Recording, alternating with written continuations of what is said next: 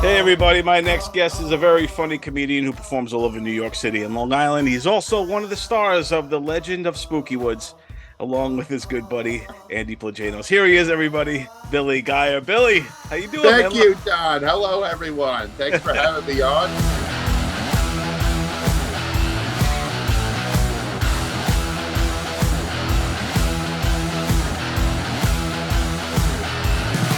Thanks for the mention of the Spooky Woods. It's a cult classic, man. Oh, thank you, man. Yeah, me and Andy had a lot of fun doing that. It's quite a while ago now. That was during quarantine times. Yeah, during the pandemic, a lot of good things did pop up because nobody had anything better to do, so we all just kind of trying to be creative and Right, create yeah. things. Yeah, and you guys, had the woods and the spooky woods, and you. It looked like a blast. Like, you could tell you guys had a good time doing that too, man. Yeah, that was a lot of fun. Andy's one of my close buds, and we do a lot of stuff creatively, so always fun working with Andy. What are you doing? Lighting this joint. No. Well, hold. First of all, I thought we were smoking later. No, let's smoke now, bro. Before, while we go on this monster fucking walk. Yeah, Andy rocks, man. He's a blast, and he's like, I like comics like you and Andy who are a little off center. You're a little bit like more free thinking.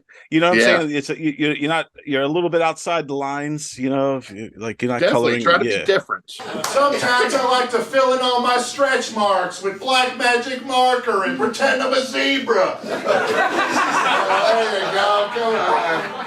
Yeah.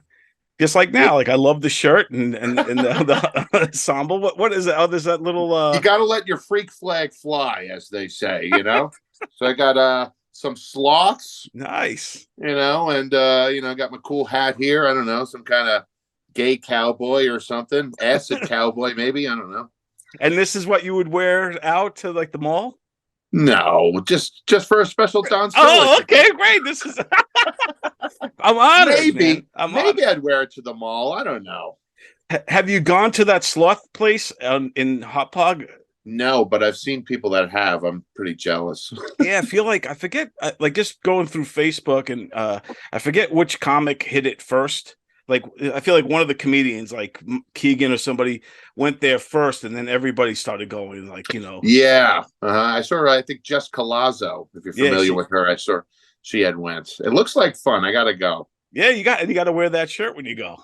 Yeah, I relate to the sloths a little bit. I'm a little slow. My nails are long. There you go.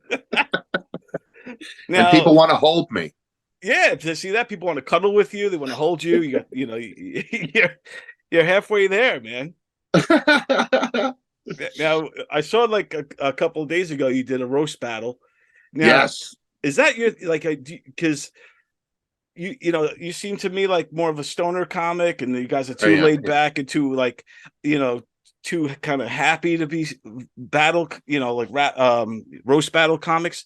Is this outside of your comfort zone?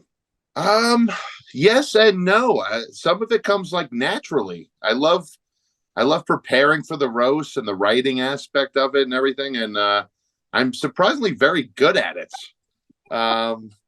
But you got to be mean, it's all part of the roast thing, being mean and over the top. But I like doing it. And like I said, I'm pretty good at it, the couple that I've done. So now this one, if I looked at the poster correctly, you went up against Terry McNeely. Was that correct? No, we roasted John Agostino, who is the owner of the Red Zone Bar and Grill in West Babylon. Oh, so it wasn't like so everybody roasted. It was like a roast, not a roast battle. Yeah, no, it wasn't. It was just a regular roast. Okay. So you got to roast the guy who owns the Red Zone. Yeah, he's a very good guy, and he has a roasters club that he runs. Does a lot of events at his place. Good guy. So it was me. Joe Winchell was on that. Steve Rocco Perillo. Nice. Adam Gable. A lot of good people. Allison Persky. Nice. Yeah, that's cool. It's fun. So how does, when you go there and you roast this guy, what goes into like, how do you start analyzing him to start writing about him? Well, what they send us info beforehand, so we get to study them, you know. So we got a whole like an list FBI thing. They give you like the folder. Yeah. So it was like a list of stuff like he doesn't like tequila, you know, and crap like that. And, you know, you try to find some stuff to poke him at, you know. You go off the grid and start researching on your own and be like, oh, yeah, you go on these people's Facebooks, you're looking at pictures, like, what do they look like? He kind of looks like this, what, you know. And what's good is, too, like, Joe Winchell is one of my best friends. So is Stephen Rocco Perillo. So I know them very well. So I had a lot of inside dirt that I used. yeah, because you're throwing jabs at everybody when you when you get up there. Yeah. It's fun, though. I like doing it. It does take a lot of time and energy, though. It's not easy writing the jokes, but because you got to research and all that stuff. And when you're roasting a friend of yours, like, you know, Winchell or Perillo or whoever it might be, if it's a friend of yours, do you pull back the punches, or do you say, "Oh no, I'm gonna"? No, I tend to go a lot harder. I was hitting Perillo with dead dad jokes. I was going very hard. Oh wow! Wow. Yeah, I was going there. No holding back at all. Well, you think if anybody could handle dead dad jokes, it would be him, you know? Right. Yeah. But like, so yeah, because I always wonder that, especially when people are roasting their friends and stuff like that, is there a line and where's the line? Because also it's kind of like MMA or something like that, you know, like if you're gonna fight your friend, you got to fight to win, right? Right. Exactly. Yeah. What was some of do you remember any of the lines you said like against any of these guys? Like what did you say about Winchell? Let me see. I have it actually right here. Sweet, awesome. So, let me see. Here's the magic right here, folks. Joe Winchell. What impresses me about you, Joe, is your drive. Oh, no, I screwed it up. All right. Joe Winchell. What impresses me about Joe is his drive. Yeah, when he's not driving people crazy, he's usually driving drunk.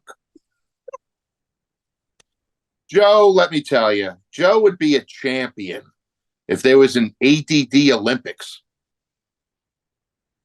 That's awesome. Joe Winchell hasn't had a girlfriend in 7 years. He's more lonely than Steve Perillo on Father's Day. Oh, wow. That's freaking great. And it goes on and on and on. I want, you know. That is awesome. Is there any jokes that go like that you didn't use, or like that I didn't use? Yeah, so like all the jokes you said, like I'm sure there was some that I didn't use that I didn't get to. It was kind of a last minute thing, to be honest. I was going to cancel because I've been very busy and just how I've been feeling lately. I was recently in the hospital not too long ago, so just kind of getting back into comedy. So I was actually going to cancel this roast, and I wrote that all in like 2 days. Wow. I was very like impressed with myself. I've never. Yes. I'd like to have like a month or two to prepare, you know. Yeah, so you crammed it all into 2 days. You had to roast the whole dais plus the guy. Yeah. Now, you were just in the hospital recently. Did anybody go after that when they were roasting you? Not really. But I have another like a lot of crazier past. I was a heroin addict. They hit that pretty hard. My small penis, which I've talked about in my act. You know, what else? There was a lot of things. You know, personal stuff that they hit. That was good. You know, I like it. I like when they come up with good stuff. Yeah, because that's the thing too. The gamesmanship of that kind of roasting stuff. It's kind of like rap battles, I guess, is where you have to mentally just understand. Like you just said, you look at their writing. So like if Winchell writes something really good to burn you, you're like, wow, that was really well done. Yeah. I appreciate the effort that went into constructing that joke, other than going, hey man, what are you talking about? Definitely. Yeah. No, the harder the better, and I love it when they come up with stuff about me and what they think of. You know, it's cool. And when you're around these guys now, and you know that roasts are bound to come up here and there, do you do you hold back letting them know what buttons or like where your fears lie or your insecurities lie? No, I'm pretty open. So I mean, whatever they want to say, and I think go harder the better. Yeah, man, it's always fun. I've never done the roasts. I've never, on stage professionally. I've been roasted plenty of times, but never like Right. on stage, like But no, I think it's a cool, the writing challenge of it all, especially if you have a room full of people and you have to, write specifically for each one. It's pretty difficult, but like I said, I got a natch for it now. Next time you see a fat chick, ask yourself this. Is she a true fat chick? Or is she just a crazy, cum-guzzling whore? Whore! Whore! Filthy! Dirty! Cum-guzzling whore! So now you said you were just recently in the hospital and all that kind of stuff. What was going on? I had blood clots in my leg. Started around the end of last year, around Thanksgiving time. My leg just swelled up, and went to the walk-in clinic, and they're like, "Oh, looks like you got blood clots," and blah blah blah. I went to the hospital, had to have surgery. They went up to the lungs. It was a whole big. Because they got to make sure it doesn't get to the lungs. It's the lungs and the heart where you do not want those clots. Oh yeah. Did they put screens in your legs and all that stuff? No, they went in and did some kind of surgery where they took the clots out. I had to have 2 surgeries. What happened was, had the one surgery, then they put me on blood thinners, and they sent me home eventually. And then what happened was, I ended up being allergic to the one blood thinner that they had me on. So I ended up getting more blood clots, and they went to the lungs. I ended up passing out in my kitchen, pissed my pants. Usually when stuff like that would happen, I'd be drunk, but not this time. So, my mom and my sister, they called the ambulance. I had to go back to the hospital, have another surgery. But I'm doing better now. I'm getting around all right. God bless, man, because like those blood clots, you can't mess around with those. That's no. So like now, I would assume you got to be on blood thinners and things for the rest of your life. Rest of my life, yep, that's what they told me. Yeah, you can't play around with those clots, man. Is it? Do you know? Was it from the vaccine or something like that, or? I don't know, and that's what the thing is kind of scary as too. They're kind of mystery clots, because I did get vaccinated. It ended up about a year and a half later where I ended up in the hospital. I don't know if I would have ended up right away. I don't know. Some doctors say it was it could have been the vaccine. Some say it wasn't. Maybe my poor diet, different things like that. I had a problem with my blood sugar also when I went in. So I don't know if that factored in, but I haven't actually gotten a straight answer, which is kind of, bothersome. Yeah, yeah. For something like that, you kind of want to know how did this happen, and like what else is in store for me, that kind of thing. Yeah, it's scary, but it could have been the vaccine. I'm not an anti-vaxxer or anything, but like I said, I got it, and I don't have a history of blood clots in the family or anything. No. Damn. Yeah, but messed up. So, but now you with the diet and all that kind of stuff, is this kind of forcing you into like, have you like kind of seen the light, so to speak? Like, oh, well, maybe I should start cleaning up here. Oh yeah, definitely, man. Trying to exercise more and eat better. I've been eating a lot more cleaner since I've been out of the hospital. No more fast food, and I quit drinking a long time ago. Still smoke the weed though. Hey, can't help it. Hey, they say the weed helps all that stuff. Right. Well, it helps me with my bulimia. I'll tell you that. There you go. I do the CBDs like the Tommy Chong, what do they call it? The what the heck's it called? The CBD? It's these gummies, yeah, and it's like you just chill, yeah. It Does makes that help? Now, what do you take that for? Like some kind of pain relief or something, or? it helps me just to stay sleeping through the night and stuff like that, and Oh, panic all right. attacks and all that fun stuff. Yeah, Okay. yeah. Yeah, But nah, everybody's dabbling a little bit in the weed nowadays. The CBD or anything, it's so regularly available.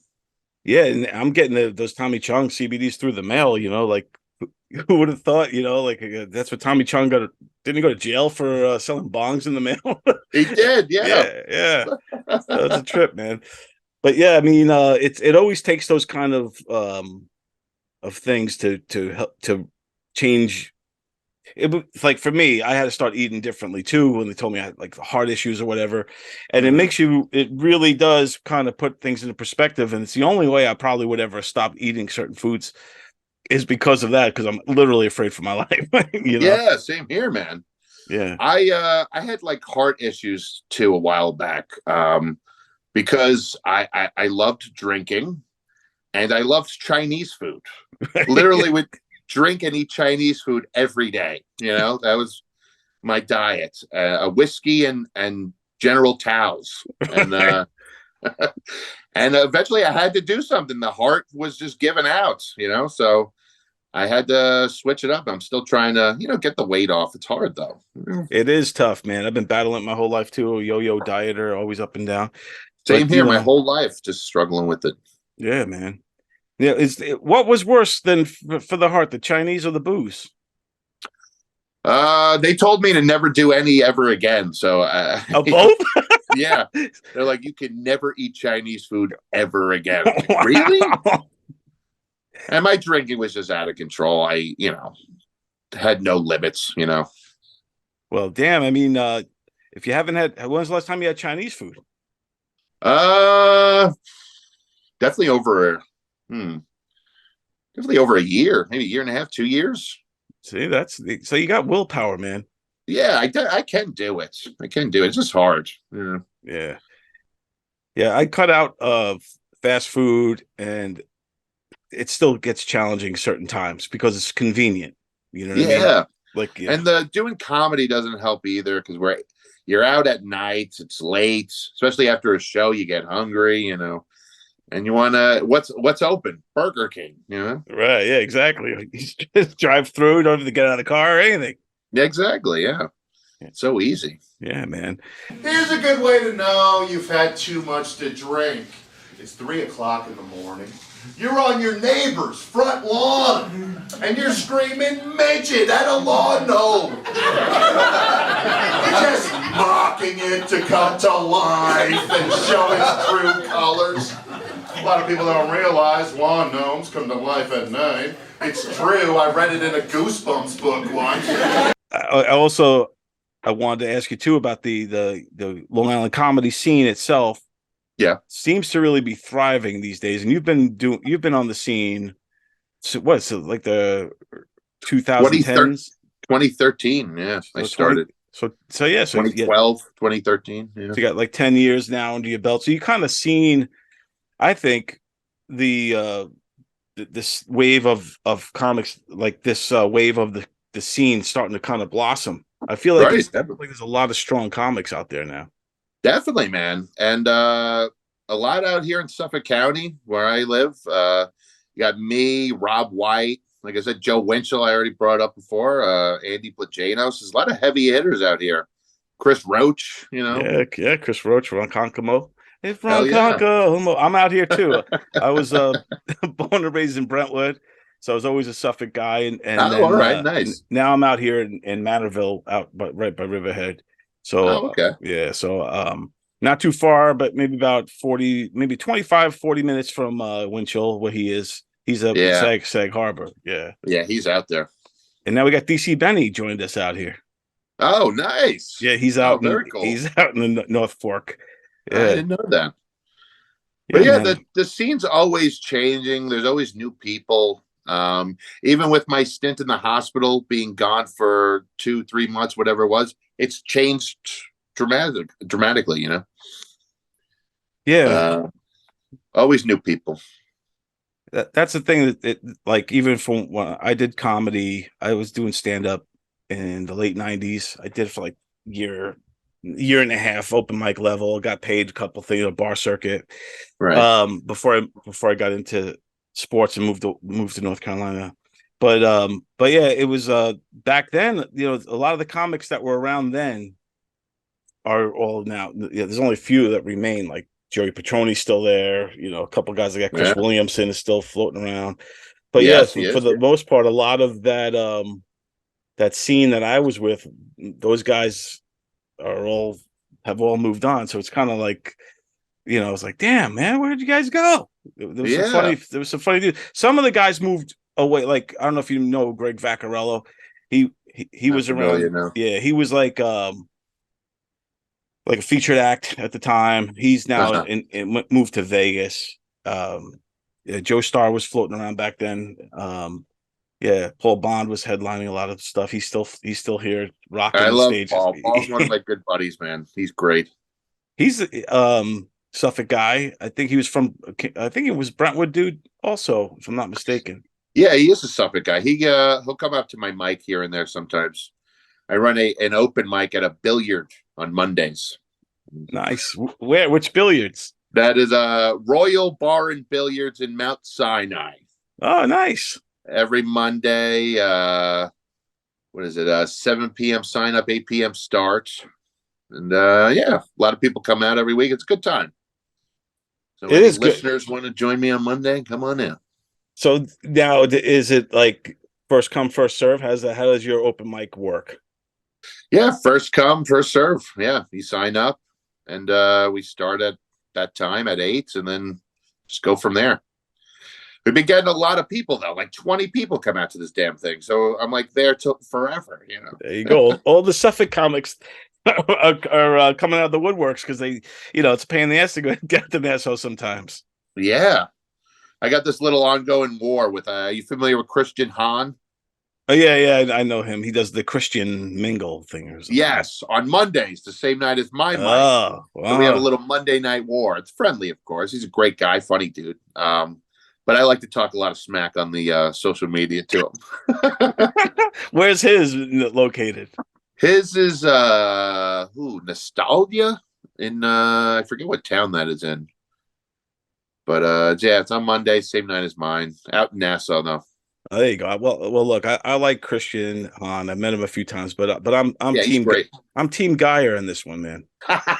Thank you, buddy. Yeah, I'm trying to get a roast battle together, and hopefully, I haven't talked to him yet about it. It's still kind of in the works, but that's it. We can get that happening. That's what you should do. Yeah, I got it right now. You and your crew at the billiards place. You get your top 5 guys. Let him get the top 5 from wherever his Christian Mingle guys. And you freaking duke it out old school West Side Story style, man. Hell yeah, bro. This is the idea. So actually, I ran it by some people last night. A lot of people are into it.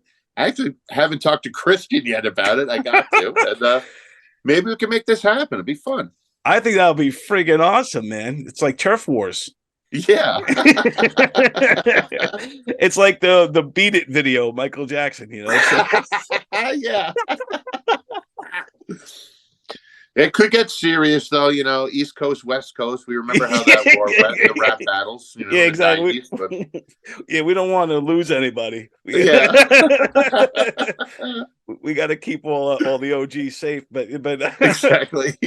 But you could be onto something, dude. This could be so you could challenge other open mic places, like like Coasters or something like that. Like, I don't know if they're still around, but other places like that. Hey, Coasters open mic. Challenge you guys. Let's do it.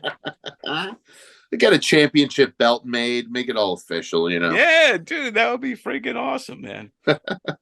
Yeah, we got to make that happen, bro. I'll come down there. I'll do some behind the scenes interviews. Oh, I love it, bro. Yeah. Let's make that happen. That'd be freaking sweet. And then, I would love to see, like, you should already get a head start and start getting your wheels spinning on Christian Hahn jokes. I started, yep. The last time I saw that guy, we were doing a green room live show. And he came in there and he was giving Plagianos a hard time for his Dracula. He was making fun of his Dracula bit. Did he call him Hackula? I think they call him Hackula. They made fun of his triangle thing on his head and all that. Yeah. So this could be Andy's redemption. Yeah, definitely. That's right.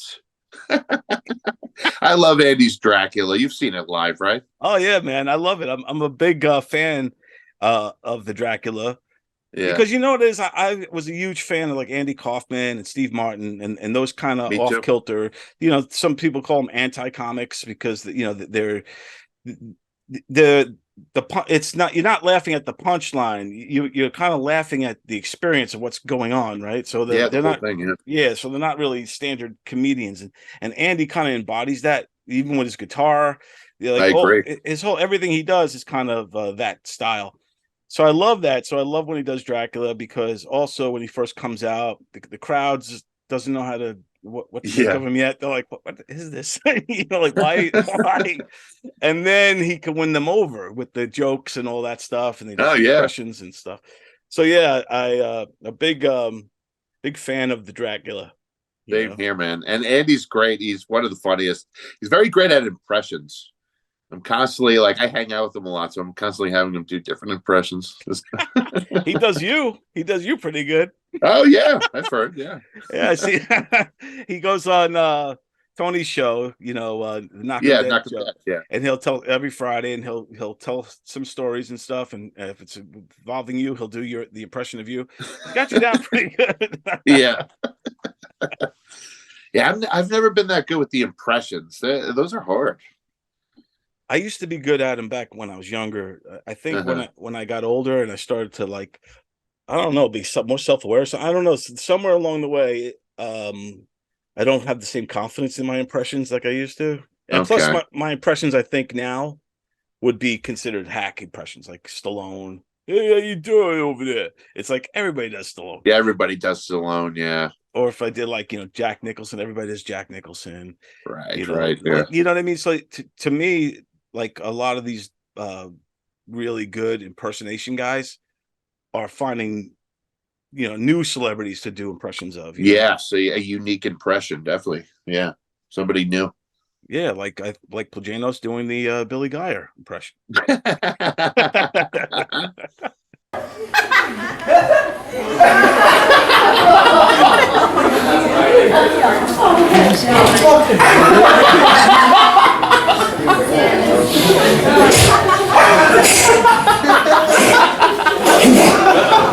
Yo, don't spit on my head.